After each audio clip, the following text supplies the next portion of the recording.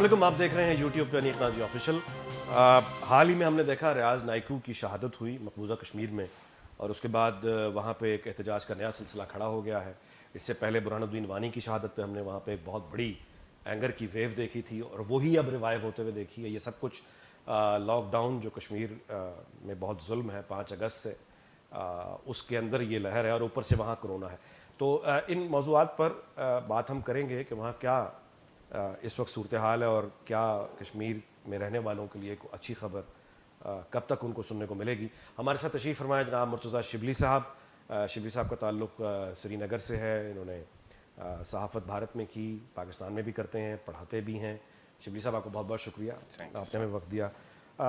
सबसे पहले तो गुफ्तगू हम रियाज नाइकू की शहादत पे हम आएंगे, लेकिन 5 अगस्त से लेके अब तक आप होके आए, पहले तो उस लॉकडाउन का बताया जिससे आपने लॉकडाउन से होके आए श्रीनगर, उसमें और अभी हाल ही में यहाँ भी आपने एक लॉकडाउन देखा, उसका फ़र्क बताइए। अनीक भाई, फ़र्क वाज़ेह है। लॉकडाउन में यहाँ मूवमेंट कम रही, इसका उसमें कोई शक व शुबे की गुंजाइश नहीं है। लेकिन जो 5 अगस्त के बाद वहाँ लॉकडाउन रहा, वहाँ स्ट्रिक्टेस्ट कर्फ्यू रहा उस ज़माने में।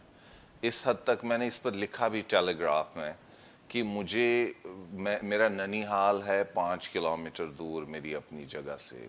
मेरे मामू और उनकी फैमिली हज को चली गई, उसके बाद वो वापस आए तो हमें 27 दिन के बाद उनके बारे में ख़बर आई कि वो घर खैरियत से पहुंच गए हैं, जस्ट 5 किलोमीटर्स डिस्टेंस में। इससे आप अंदाज़ा कर सकते हैं कि कितना ज़्यादा हार्श कंट्रोल था गवर्नमेंट ऑफ इंडिया का, और फौज उस का। वक्त वहाँ पे ना इंटरनेट था, ना टेलीफोन। बिल्कुल कुछ नहीं था, ना इंटरनेट था, ना टेलीफोन था, किसी से लैंडलाइन भी नहीं था। तो किसी के बारे में वो जैसे कहते हैं कि कानू कान किसी को खबर नहीं थी क्या हो रहा था हमारी दूसरे तीसरे घर में, मोहल्ले में। तो सिचुएशन बहुत ख़तरनाक थी, बहुत स्ट्रिक्ट थी। और अभी का जब हम फॉरवर्ड कर रहे हैं कि जो कोविड के बाद वहाँ सिचुएशन है इस वक्त, बल्कि उससे भी ज़्यादा ख़तरनाक सिचुएशन है वहाँ पे। पाबंदियाँ आयद कर दी गई हैं कोविड के नाम पे। और अभी जो रियाज नाइकू साहब जाँ बहक हुए कोई 3-4 दिन पहले, अब तो पूरा इंटरनेट और पूरा मोबाइल फ़ोन टेलीफोनी बंद कर दिया गया। इसलिए इस वक्त कश्मीर के अंदर क्या हो रहा है, वहाँ की सूरत हाल क्या है, उसके बारे में सिर्फ अंदाज़ा किया जा सकता है। लेकिन ये बात है कि पहले दिन जब रियाज नाइकू साहब का ये हुआ इंसिडेंट, हज़ारों की तादाद में लोग जो मीडिया रिपोर्ट्स के मुताबिक बाहर निकल आए। उसके बाद दर्जनों की तादाद में लोग पैलेट गन्स का शिकार होकर ज़ख्मी हो गए, और एक शख्स को गोली मारकर जाँ बहक हो गए हैं। वो 2 बच्चों का बाप था। इस वक्त सिचुएशन बहुत फ्लूइड है और बहुत ख़तरनाक है। अंदर हमें पता नहीं है कि क्या हो रहा है, बल्कि लॉकडाउन के अंदर जो पहले से अगस्त से लॉकडाउन था, उसके बाद कोविड का लॉकडाउन हो गया। अब इन 2 लॉकडाउनों के बीच एक और नया लॉकडाउन सामने आया अच्छा, है। अब इस लॉकडाउन में अब यूँ कहिए कि ग्रॉसरी, सब्ज़ी वगैरह, यानी हस्पताल, यानी ये कि एसेंशियल सर्विसेज, उसका क्या हाल है? हालात बहुत ख़राब हैं। इसमें कोई शक नहीं है कि जो प्रोविजंस होते हैं एसेंशियल ईटेबल्स के, बहुत हालात ख़राब हैं। लेकिन कश्मीर में एक ट्रेडिशन है कि हम बहुत स्टोर करते हैं। जैसे यहाँ पे भी आप देखेंगे पहाड़ी इलाकों में लोग 3-3, 4-4 महीने के लिए स्टोर करते हैं, फ्रेश आइटम्स ना हों। लेकिन इस लॉकडाउन से ये मसले पैदा हुए गए हैं कि अभी एक दिन पहले मैं ख़बर देख रहा था कि एक खातून की डेथ हो गई, वो जाँ बहक हो गई क्योंकि वो प्रेग्नेंट थी, उनको मेडिकल केयर नहीं मिल सका लॉकडाउन की वजह से। और ऐसी दर्जनों सैकड़ों स्टोरीज भी हो सकती हैं। आपने शिबली साहब दिल्ली में काम किया, श्रीनगर, आप ज़ाहिर है कि उसमें, हम तो यहाँ बैठ के देख रहे हैं, आप उस प्रोसेस के अंदर से चुके निकले हैं। पाकिस्तान का जो रिएक्शन है, आप उससे मुतमईन हैं? हम मतलब आपके ख्याल में यानी क्या हो सकता था, हम क्या कर सकते हैं, क्या कर सकते थे? मुझे नहीं लगता पाकिस्तान ने कुछ किया। I'll be very honest and very frank with you। और पाकिस्तान शायद कुछ कर भी नहीं सकता था। उसकी वजह है कि पाकिस्तान ने 47 से लेकर आहिस्ता आहिस्ता कॉन्शियसली अनकपल किया अपने आप को कश्मीर से, अनकपल किया, इसको निकाला। और ये हमेशा से पाकिस्तान की रिएक्शन रही है सिक्लिकल, कि साइकिल्स में आया है। कभी इन्होंने टोटल ही اس سے ہاتھ دھو لیے, منہ موڑ لیا, پھر کبھی انٹرسٹ بڑھی تو ہوئے 47 میں. جب آپ دیکھیں گے, جب ہم کشمیر کی تاریخ دیکھ لیں گے تو کئی متس ہیں یہاں پہ. ایک سب سے بڑی مت ہے کہ پاکستان نے کشمیر کے بارے میں جنگیں کی, جس کی کوئی ایمپیریکل ایویڈنس نہیں ہے. خیر یہ ہر ایک نیشن سٹیٹ کا ایک پروجیکٹ ہوتا ہے, اپنے آپ کی تاریخ بنانی ہوتی ہے. پاکستان نے کبھی کشمیر کے لیے جنگیں نہیں کی. یہ بڑی زیادتی ہے کشمیریوں کے ساتھ کہ پاکستان کی ریاست بار بار کہتی ہے. اس کے لیے آپ کی دلیل کیا ہے؟ اس کے دیکھیں 1947 میں جس کو ہم آزاد کشمیر یا گلگت بلتستان کہتے ہیں, اس میں پاکستانی ریاست کا کوئی رول نہیں ہے. یہ وہاں کے لوگوں نے اپنی مدد آپ کے تحت, ریٹائرڈ فوجیوں نے جو بھی ان کو مل سکتی تھی انہوں نے کیا ڈوگرا فوج کے خلاف. اس کے بعد ہندوستانی فوج نے کنٹرول کیا rest of Jammu and Kashmir کے لیے. اس میں اب لیکن یہاں سے جو وزیرستان سے لوگ گئے تھے, قبائلی گئے تھے, وہ تو ایک ٹریڈیشن تھی پہلے ہی. کشمیر اور آزاد کشمیر, وزیرستان اور آزاد کشمیر کے چونکہ یہ بارڈرز ملتے ہیں آزاد کشمیر اور KPK کے, تو ایک ٹریڈیشنل ریلیشن تھا, ایک لنک تھا, اور وہ خود اپنی مدد آپ کے تحت ہو گئے. اس کے بعد اب ریاستی ادارے اس چیزوں کا کریڈٹ لینے کی کوشش کر کے with the benefit of hindsight ایک ہسٹری کو مینوفیکچر کر رہے ہیں. وہ ظاہر سی بات ہے ریاست کی بھی مجبوری ہے اور ریاستی اداروں کی بھی. Let's move forward. 65 کی وار بھی آپ کی دلیل کیا ہے؟ 65 کی موٹیویشن کیا تھی آپ سب سے پہلے بتائیں کہ ایوب خان صاحب کی موٹیویشن کیا تھی اس زمانے میں جب وہ معتوب ٹھہرائے گئے تھے پاکستانی عوام الناس میں. تو اس کے بعد وہ ایک ایڈونچر کر بیٹھے کہ شاید اس سے اپنی وہ جو کھوئی ہوئی ان کی ریپوٹیشن تھی تو وہ ریپوٹیشن کو اپنی مینیج کرانا چاہتے نہیں, آپ کا خیال یہ ہے, آپ کا اشارہ ہے کہ چونکہ فاطمہ جناح کے ساتھ ریفرینڈم میں جی جو کنٹروورشل ہو گئے تھے ایوب خان صاحب, آپ کا خیال ہے اس وجہ سے؟ بالکل اس میں ادروائز اگر آپ فوجی نقطۂ نظر سے دیکھیں 65 کا آپریشن سب سے ناکام ترین آپریشن تھا. جو لوجسٹکس تھی نہیں, یہ سب خیالی پلاؤ کی بنیاد پر, کسی خیالی نقطۂ نظر کی بنیاد پہ انہوں نے جو سناریوز بلڈ کیے تھے وہ فیل ہو گیا. Let's move forward. آگے آئے سیاچن سے آگے آتے ہیں کارگل. جی, آپ وہ بھی سمجھتے ہیں کشمیر کی وجہ سے لڑائی نہیں تھی؟ دیکھیں کارگل میں موٹیویشن اگر ہوتی پھر وہی بات ہے, وہاں تو کسی کو پتہ ہی نہیں تھا. مشرف صاحب, یہ تو اب ریکارڈ پہ ہے کہ مشرف صاحب پاکستان ایئر فورس سے امداد مانگ رہے ہیں, لیکن وہ کس مد میں مانگ رہے ہیں ان کو تو کوئی چیز پتہ ہی نہیں تھی. سو دیز ور ناٹ, یہ ریاست کے آپریشنز نہیں تھے, یہ ریاست کے حکمرانوں کی ریپوٹیشن کو بحال کرنے کے لیے یا ان کا ایک خناس دماغ میں تھا وہ بھرنے کے لیے. ادروائز آپریشن کے لیے جب آپ فوج میں, ایک پروفیشنل فوج میں یا ایک پروفیشنل مملکت میں مختلف چیزوں کی آپریشنل پلاننگ کرتے ہیں تو وہ کسی اس کا کوئی ریشنل ہوتا ہے, رزون دیٹر ہوتا ہے. بات یہ شبلی صاحب کہ دیکھیے کہ یہاں پہ یہ بات بڑی شاکنگ ہے کہ چونکہ ہم نے تو ساری ہوش سنبھالا کشمیر کی بات سنتے ہوئے, پھر اس کے بعد 89 کے بعد ایک وہاں پہ ایک اور جہاد کا سلسلہ شروع ہوا, یہاں پہ ہم نے کیمپس بنے کی گفتگو سنی اور تیاریاں لوگوں کی ہوتے سنی, ہزاروں لوگ اپنی شہید ہوئے, باہر گئے پاکستانی, جی بالکل اس میں کوئی شک نہیں. لیکن اس کے باوجود جب آپ یہ کہتے ہیں کہ وہ پاکستان نے کشمیر کے لیے نہیں کیا تو یہ سرپرائزنگ بھی ہے, شاکنگ بھی ہے. آپ دیکھیں نا, میں اس لیے, ہاں جی بتائیے. اسد درانی صاحب نے اپنی ریسنٹ کتاب میں کہا, بلکہ پھر میں نے درانی صاحب کو فون کر کے کہا آپ نے مجھ پر احسان کیا ہے کیونکہ یہ ہمیشہ میرے it was lurking in my mind. وہ کہتے ہیں کہ 90 میں ہمیں ایکسپیکٹیشنز ہی نہیں تھی کہ اتنے کشمیری لوگ یہاں آئیں. پھر جب اتنے زیادہ لوگ آ گئے تو ہم خوف میں ہو گئے, ہمیں لگا کہ یار اب ہم اس کو مینیج نہیں کر پا رہے, ہمیں اس کو مینیج کرنا ہے کسی طریقے سے. پاکستان کی ریاست کی پالیسی رہی ہے کشمیر کانفلکٹ کو مینیج کرنے کی. کشمیر کے لیے کوئی لانگ ٹرم سٹیٹس کو چینج کر کے ریلیف حاصل کرنے کے لیے کشمیریوں کے لیے قطعاً نہیں رہی ہے.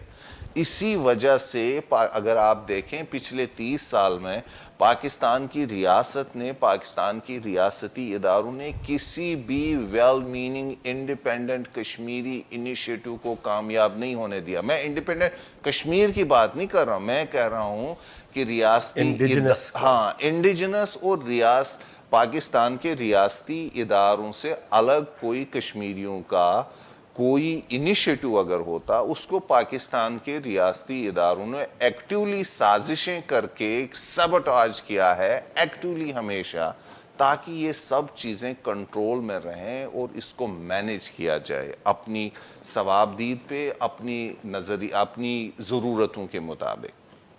اب آتے ہیں کہ پاکستان کشمیر میں کیا کر سکتا تھا. چونکہ پاکستان نے کبھی کوئی کریڈیبل ایفرٹ نہیں کی, پاکستان کا ہمیشہ سے مطمع نظر رہا ہے کہ اس کو مینیج کرنا ہے پبلک کے لیے, یہاں پہ پبلک کشمیریوں کے لیے. برہان وانی صاحب کی جب وفات ہوئی تب تک تو پاکستان نے تو کشمیر کی پالیسی سے ہاتھ دھو لیے تھے, سرنڈر کر لیا تھا. یہ نہیں ہے کہ یہ میاں صاحب کی حکومت نے کیا, یہ سب حکومتوں نے مشرف صاحب سے لے کر تسلسل کے ساتھ کیا. اب کچھ ہلکے صرف میاں صاحب کو اس پہ بلیم دے رہے ہیں, وہ پالیٹکس کھیل رہے ہیں. بنیادی طور پہ پاکستان کی ریاست کا یہ متفقہ فیصلہ تھا کہ کشمیر پہ مٹی پاؤ, لیکن اس کو انکریمنٹلی کیا گیا. اب برہان وانی کی جب وفات ہوئی اس وقت جو کشمیر میں لوگوں کا سیلاب آیا, لاکھوں لوگ نکلے سڑکوں پہ, 2 دن 3 دن تک تو پاکستان کی حکومت کی سمجھ میں نہیں آیا کہ کیا کرے. اس کے بعد انہوں نے انٹرسٹ شروع کر دی, کیونکہ ان کو لگا کہ اب ان حالات میں وہ خاموش نہیں رہ سکتے. خیر اس کے بعد پھر اس میں جو ان کا ٹریڈیشنل اپروچ ہے اس کو میس اپ کیا گیا کشمیر میں. اب جو اگست 5 کے بعد واقعہ ہوا, پاکستان کے پاس تھا ہی نہیں کچھ ریئیکٹ کرنے کو. دیکھیں ہندوستان نے زمینی سطح پہ ایک بہت بڑی چینج کی اور اس کے لانگ ٹرم ایفیکٹ ہیں. اس نے پاکستان کی ٹول باکس کو ایکسپوز کیا. پاکستان کے ٹول باکس میں تھا ہی نہیں کچھ جس سے یہ یا تو بین الاقوامی سطح پہ یا لوکل سطح پہ کچھ کرتے. بلکہ یہاں پہ آ کے مجھے شوق ہوا, بلکہ غصہ بھی آ گیا. کئی ذمہ دار لوگوں نے مجھے کہا کہ ہمیں جی بڑا افسوس ہوا کشمیریوں نے کچھ نہیں کیا.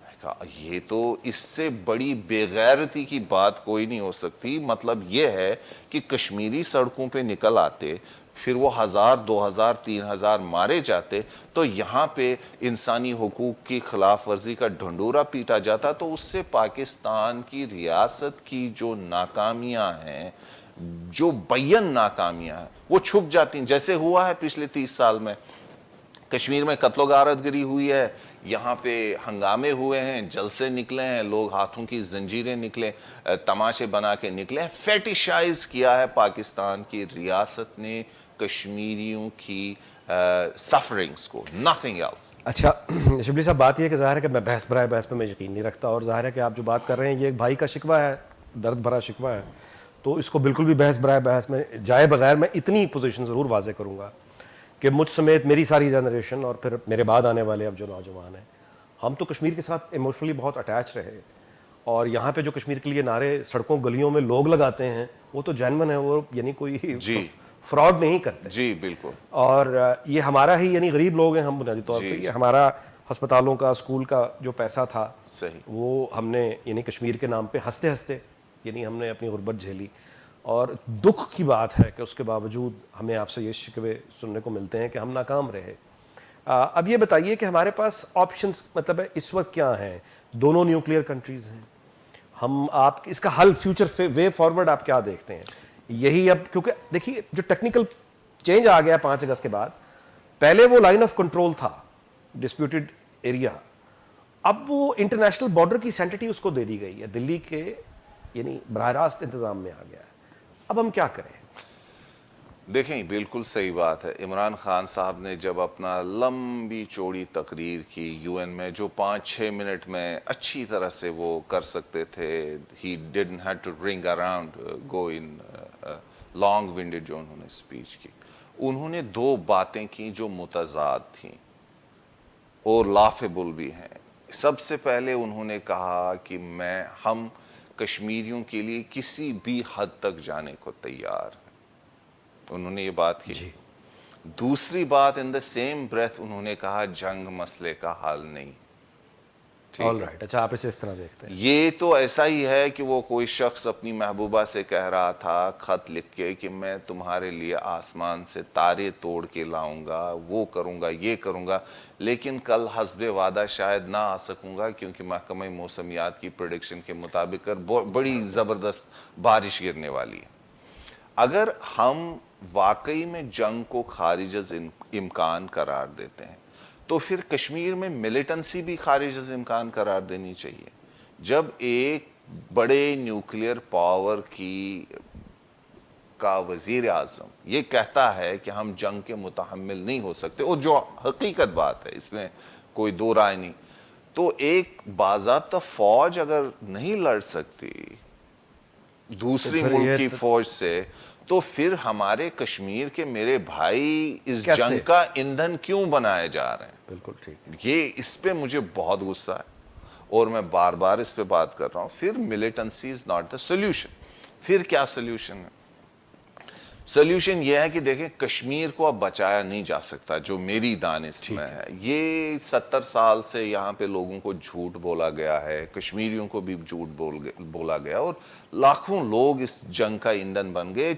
1947 में 4 लाख कश्मीरी मारे गए जम्मू में। जम्मू मुस्लिम मेजॉरिटी एरिया था, उसको हिंदू मेजॉरिटी बना दिया, और यही अमल अब आहिस्ता आहिस्ता कश्मीर के साथ किया जा रहा है, कश्मीरियों के साथ, वादी के।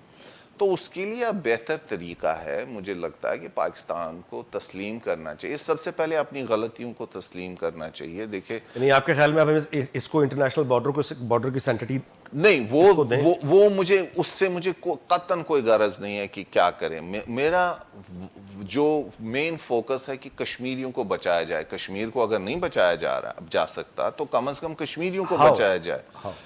भारत, देखें, आज़ाद जम्मू कश्मीर इस रियासत जम्मू कश्मीर का खित्ता है, गिलगित बल्तिस्तान खित्ता है। मेरी जिसको मैं थियोराइज कर रहा हूँ आजकल, इस पे मैं काम कर रहा हूँ आस्ता आस्ता, कि पाकिस्तान को कश्मीरी रेफ्यूजीज के लिए आज़ाद जम्मू कश्मीर और गिलगित बल्तिस्तान में सेंचुरीज खोल देनी चाहिए, ताकि कम से कम कश्मीरी जो जहाँ आना चाहते हैं वो आ जाएं और वो इज़्ज़त से रहें एज रेफ्यूजीज़। उनको रिहेबिलिटेट करें, क्योंकि वो रियासत जम्मू कश्मीर के हिस्से हैं। वो पाकिस्तान में रह रहे हैं, गिलगित बल्तिस्तान में रहें, आज़ाद जम्मू कश्मीर में रहें इलाका, और पाकिस्तान को उसके लिए एक्टिवली कोशिश करनी चाहिए। क्योंकि मुझे पता है कश्मीर में रह के कि काफ़ी सारे लोगों की एक काबिल ज़िक्र तादाद कश्मीर से माइग्रेट करना चाहती है, क्योंकि उनको खौफ है कि उन पर हमले, उनको कत्ल किया जाएगा, उनको अपनी मीरास का खौफ है, उनको अपनी रिलीजियस आइडेंटिटी ख़तरे में नज़र आती है, कल्चरल आइडेंटिटी ख़तरे में नज़र आती है।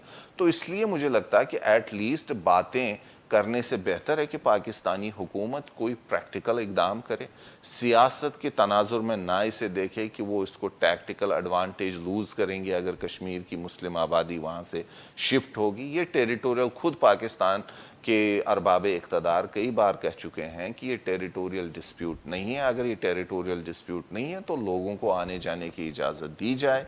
तो ये पाकिस्तान करेगा, इंडिया तो बिल्कुल नहीं करेगा। तो इसलिए मुझे लगता है कि सरेदस्त तो यही हल है। कश्मीरी जब वहाँ शहीद होते हैं, उनका खून बहता है, तो यहाँ बड़ी शदीद उसका एहसास भी होता है, हमें गुस्सा भी आता है, दुख भी होता है, परेशानी भी होती है। और लेकिन आपने बहरहाल जो गुफ्तगू की वो प्रैक्टिकल है, हिस्ट्री है, और आपका ये जो सोल्यूशन है वे फॉरवर्ड, मैं यकीनन मैं इसकी तायद भी करता हूँ, दाद भी देता हूँ कि जो कश्मीरी हैं अगर उनको बचाना है तो पाकिस्तान को अपने बॉर्डर्स खोल के उनके लिए कैंप्स बनाने चाहिए, and they are most welcome, वो यहाँ आए। और कौम की तरफ से तो मैं आपको बता सकता हूँ कि हम उन्हें वेलकम करेंगे। आपको क्या लगता है? नहीं, मुझे तो कौमी सतह पे देखें, पाकिस्तान की जो कौम है यहाँ पे तो मुझे कोई दो राय नज़र नहीं आती। पाकिस्तानी कौम ने हमेशा अपना तजुर्बा घूमते फिरते वेलकम किया है। बल्कि आप देखें पंजाब, पूरे पंजाब में, सिंध में मिसालें, कश्मीरी आबाद हैं कई जनरेशन से यहाँ पे, और उनको कोई मसला नहीं है। खुद मियां Nawaz Sharif by the way Kashmiri हैं। जी जी जी जी। तो खाजगान सारे कश्मीरी, जी जी जी। लेकिन जैसे पंजाबी कह के गाली देते हैं ना कि पंजाब की हुकूमत, वो कश्मीरी है असल में। सही बात है। لیکن مسئلہ یہ ہے کہ پاکستانی حکومت نے یا پاکستانی اداروں نے واقعی کبھی سیریسلی اس کے بارے میں نہیں سوچا.